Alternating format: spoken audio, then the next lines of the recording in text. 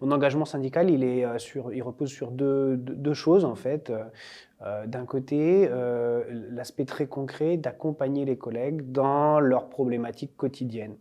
Et de l'autre côté, de réfléchir à comment on accompagne, comment on transforme le système éducatif pour l'adapter aussi aux enjeux de notre époque. Au Sgen provençal, on prend beaucoup de temps pour écouter les personnes et ensuite essayer de les accompagner pour qu'elles arrivent elles-mêmes à trouver les réponses à apporter lorsqu'elles rencontrent un problème, une difficulté. Ça peut être tout simplement par de l'information, hein, simplement connaître ses droits, connaître les textes réglementaires. Ça peut être prendre conscience par la discussion, par exemple, d'une situation de travail. Là, j'ai une collègue que j'ai eu au téléphone très récemment et elle me dit le syndicat m'a sauvé la vie. Alors, je dis d'accord. Waouh, j'avais pas conscience quoi. Et elle me dit si, parce qu'en fait j'étais vraiment très très mal. Alors c'est une collègue qui avait des difficultés dans son service, qui est administrative. Il y avait une difficulté notamment liée au fait qu'il y avait une très forte part de télétravail dans son service et les relations étaient très compliquées avec sa supérieure. Et c'est en discutant avec nous qu'elle a réussi à cheminer et à se rendre compte que la situation qu'elle vivait était anormale, que c'était pas elle le problème. Alors là, ça s'est fait tout simplement par une demande de mutation, elle a muté sur un autre poste. On n'a pas l'impression d'avoir fait des choses phénoménales. Et en fait, pour elle, c'était indispensable, enfin, ça a été révélateur. Peut-être que la situation aurait été encore meilleure si on avait pu raisonner la chef de service et faire en sorte que, mais bon, c'est aussi le syndicalisme, c'est agir sur le réel, hein, et on agit avec le réel des personnes, et c'est aussi, voilà, c'est chacun est maître de sa vie dans ce cas-là.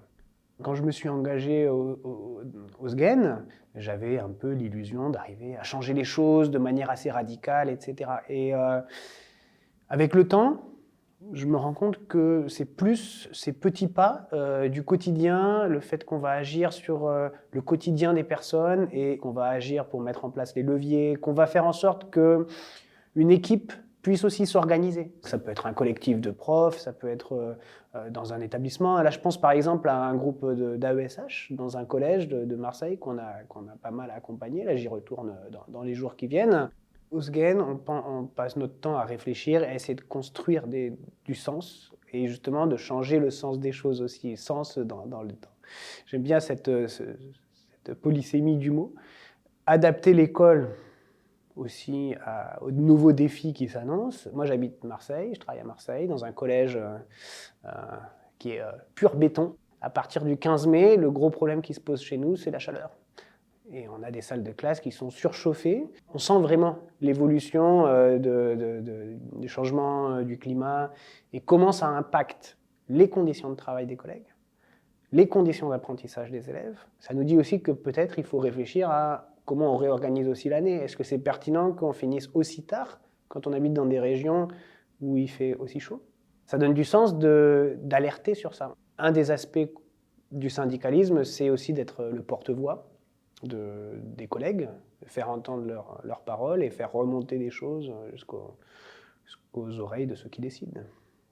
J'ai rarement réussi à être indifférent aux choses qui se passaient autour de moi, à mettre des œillères, à me dire bon bah je regarde pas, je tourne la tête. Et si on n'est pas indifférent, qu'est-ce qu'on fait? On se contente de râler tout seul, de l'écrire sur Twitter ou sur Facebook, ou à un moment on cherche des gens avec qui s'organiser pour faire un peu plus. On est dans un monde qui prône quand même l'individualisme exacerbé.